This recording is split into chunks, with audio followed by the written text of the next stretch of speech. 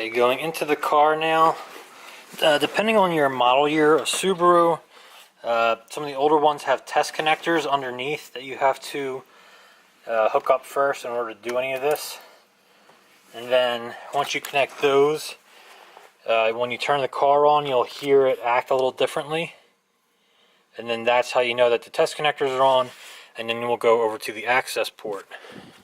So the Accessport trying to connect, you're going to put your keys in, go to the on position, and you'll hear the fans going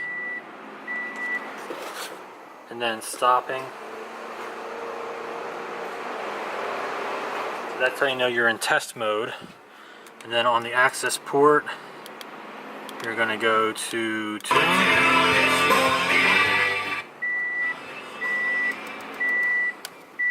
and then you're going to go to change map, and then you're going to go to whatever map you're going to use. I'm going to use a Stage 2 91 octane tune. You have real time, which is a temporary upload, so when the car turns off and back on, the tune's gone. That's mainly for tuning. I'm going to reflash the whole ECU and go down to Stage 2 91 and hit go. If you're worried about it, you can hook up an external battery. Battery chargers recommended. These tunes are actually pretty fast now. I'm not too worried about that. And my battery should be good. I haven't left it on. You can hear now that the fans have stopped because it's starting to tune. And you just don't turn your vehicle off or unplug the Accessport while it's tuning, or it could brick your ECU. Usually you can just plug this back in and reset the ECU to factory and then tune it again, but it's not the best way to do it. It's best just to kind of let this do its job and have everything work the way it's supposed to. That's completely on. Please turn off and leave the ignition in the off position to begin vehicle reinitialization. Car is off. Hit continue. Please disconnect the test mode connectors, which are underneath the car. They actually look like that up there. So I'm going to disconnect them and I'll be right back. Test mode connectors are disconnected. Continue. Please turn the ignition to the on position so it begins the reset procedure. Continue.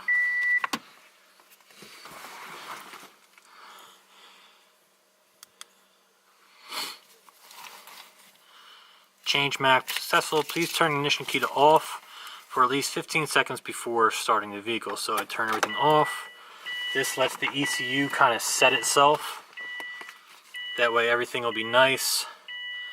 Leave it off for 15 seconds, and then what I've always been told to do, when you turn everything back on, turn it to the on position for a little bit, turn it back off. That kind of lets the fuel pump get everything up there, get everything kind of initialized, and then you start it up. So I'm going to come back to you when I do a full startup.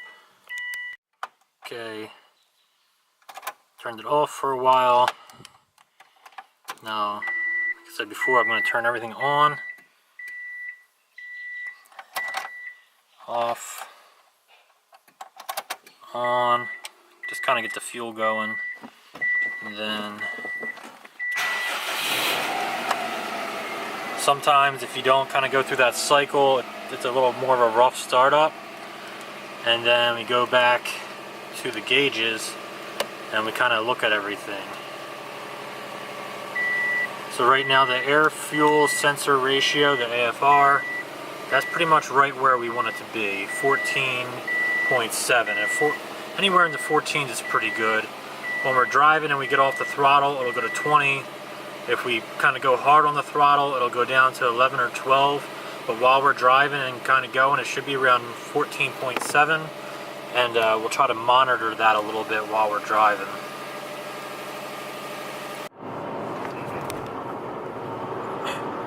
So now we're just cruising. It's right where it should be, in that 14.5 range. If I let off, it goes to like 20-ish. And then when I go back on, it goes right back to that 14.5-ish range. AF learning is at 0, which is good. If we were getting rid of too much air or something was messed up, then that would be kind of going crazy, but it's not, so that's good. We'll check the dam in a little bit, but that shouldn't be affected too much by the downpipe being installed. That would be more if we have a lot of spark knock or something going on in the pistons of the engine. And since we're just getting rid of more gases, we shouldn't have too much problem on the engine side of things. This is all after the turbo, so it's going to have a little bit of change to the air-fuel ratio, but it's not going to have so much that it'll mess with too much stuff in terms of air getting into the engine. Yes. Okay, so now I'm gonna roll into boost. You'll see the boost go into positive up here after I get past all these little potholes. And we're gonna just make sure everything is good like that. It should be around that 11 mark. Let's see.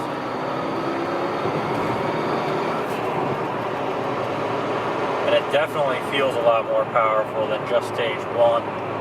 While I was watching the videos that Cobb makes, they were saying they don't really promise numbers because my car might have started at a different horsepower than a car that they were testing. They kind of go with percentages. So this stage 2 map over stage 1 should give me 5 to 10% more horsepower than the stock car. So I don't really know what my numbers are until I get a dyno tune. But right now everything is looking normal, and I'll keep an eye on it as I'm driving. Finishing this video off, we installed the downpipe, which connects the turbo to the catback portion of the exhaust. I replaced a couple studs. I had to kind of rig up a couple sections to make it fit right because we couldn't get it to fit. The fitment on this downpipe wasn't exact for me. I probably could have made it fit if I had loosened some other bolts and stuff up, but I didn't want to do that because I didn't really have the right tools for it. But everything is running fine. I've been using it for about a week now, monitoring the different parameters on the Accessport to see how everything was going. Everything looks fine, which is great. The air-fuel ratios are good. I haven't really gotten too deep into boost with it yet. Except for the first day that we installed it, I did a couple hard pulls, usually around 3rd and 4th gear. Everything felt fine. It made the same amount of boost. There's no indication of any leaks. I probably should do a leak test, just kind of turn the car on, spray around the connecting areas, make sure that there's no exhaust gases coming out and that everything's tight. Probably after my next fill up, which should be probably a couple days, I'm going to go in and retighten everything just to make sure it's all tight, it's all torqued down to spec, and everything should be good. So I kind of took you along the ride with me there for doing all this. I had a big problem in the beginning, but I gave myself time to have problems, which really helped out. One of the bolts and the nuts on that connect the turbo to the downpipe, the nut got halfway off the bolt and then it got stuck, so I couldn't get the OEM downpipe off. I had to cut the bolt off, and if I would have realized that I have a Sawzall type of tool, I probably could have did it fairly quickly, but I didn't realize that. So pretty much every day for a week I went in with a little Dremel cutter and started cutting the nut apart. I wound up kind of melting the nut into the bolt when I did that. So I had to get some chisels and I had to hit that a couple times, and it took me a little while to really get all that done, but I finally got it off. I put a new bolt and nut on, which I had ordered just in case something like that happened, and no problems from there. Once we got to the part where the downpipe connects to the exhaust, again, the nuts and the bolts they're old, they're 102,000 miles old, they're 13 years old, whichever one makes the bigger difference. So I had some problems there, but that's when we realized I had the Sawzall. We cut those and they came off very easily. After that, it was getting everything lined up. The catback portion where the downpipe meets the catback has a little donut gasket that I showed you. The original donut gasket pretty much melted to the catback inside the flange, so I had to spend some time scraping that out.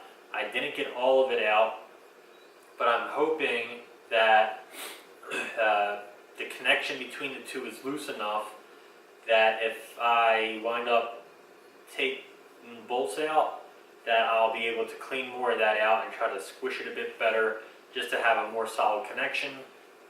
But I used the new donut, I got it in there, squished it in, and that's probably where I might have an exhaust leak. At that point, I don't think it's going to be that big of a problem or any problem at all other than just some exhaust leak, which is going to happen while I'm driving, so the wind's going to pull it. It's not like it's going to rise into the cabin or anything. The point of a new downpipe is, one, to reduce the weight. This downpipe versus the old one was about 6 pounds of difference. And then after I cut up the turbo heat shield to fit this downpipe, I probably took off maybe like another couple ounces, not that much, but that's a lot of weight, especially when you start doing some other modifications. If I wind up doing a new catback, I'm sure that will get rid of a bunch of weight as well. And when you lighten a car, you make it a little bit more nimble. It kind of makes the power to weight ratio go up, and it feels like you have more power. You don't have more power, but the car pulls a bit better. That horsepower is able to move something lighter a lot faster. Now, if that's only 10 pounds of weight between the whole exhaust system, it's not going to be too much of a difference. You're probably not going to feel it compared to having 20 pounds or more taken off the car, but I'm not really doing that to this car. It's my daily driver. Maybe once I get a new daily driver, a beater car just to use, I'll start doing some things with this to lighten it up and make it more of like an autocrossy type car. But right now, this is my daily driver. After I installed the downpipe, I put on the Cobb Stage 2 OTS tune. There was no problem with that. That tune works pretty well with this downpipe. It's made in the same fashion as the Cobb downpipe. It has one catalytic converter on it, and it's a higher flow catalytic converter. I believe it's in the same spot or around the same spot as the Cobb downpipe for these cars. So when I flashed the Cobb Stage 2 tune, the air-fuel ratios were correct, the boost was correct, everything else seems fine, so there's not too much of a problem with that.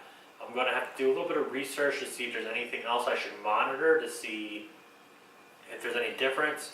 But I think once it's out of the turbo and down through the exhaust, it's not going to make that big of a difference in terms of problems with the engine. So I don't think we're going to have too many problems with that. This does give a bit of an increase to horsepower. I believe Cobb said maybe 10%. Probably a little bit lower than that, especially since my car is older. It's probably already down on horsepower from stock originally anyway. So I'm not going to expect huge gains out of it, but I already do feel some gain out of it. When I'm driving, I typically shift around 2,500 RPM when I'm going for economy, when I'm going for fuel economy. So that usually translates, so second to third gear, if I shift around 2,500 RPM, that's usually around 25 miles an hour. If I shift at 3,000 RPM, that's 30. If I'm in third and I go to fourth gear at 2,500 RPM, it's 35. We go up to 3,000 RPM, it's around 40 miles an hour. So what I've noticed is while I'm driving, I'm so used to shifting at a certain timing for when I'm speeding up, I'm realizing I'm getting higher in RPM a lot quicker. So I kind of have to train myself to shift a little bit sooner than normal because the car is accelerating faster, which is what you're going to see when you add horsepower to the car. Another thing you might see is actually raised fuel economy. People will think, oh, it's a high horsepower car, you're actually going to get less fuel economy, but that's not true. Since it's a higher horsepower, your engine is actually kind of having an easier time accelerating, so you're able to accelerate easier, the engine's not under as much load. If you wind up shifting at the same points you were before, you should actually see raised fuel economy. So far, I believe I'm getting maybe 1 to 2 miles per gallon more. I'll see when I fill up, but right now, according to my fuel gauge, I'm hitting the same point at the fuel gauge later on in miles for my odometer. So to me that's perceived as more miles per gallon. Once I fill it up, I'll let everybody know, because when I put it through the app that I use to calculate the miles per gallon, I'll see if it's actually working. But that's going to be it for this video, everybody. I'm going to start editing it. I'm sure I forgot something that I'll have to add in later. But thank you for watching. If you like this video, give it a like. If you dislike it, give it a dislike. And if you did dislike it, please let me know in the comments down below so I can make this channel better for both you and me. I'm going to try to do a few more mods on my own. There's a couple that I want to do that I know I'm not going to be able to do on my own. And I'm going to talk to a mechanic about doing it. But stay tuned for more various things I do to this car. I got to finish up the mud flaps on the front. They're giving me a little bit of trouble, but I'm learning how to do a lot of this stuff, and it feels good to learn. Thanks for watching this video, everybody. I'll see you next time.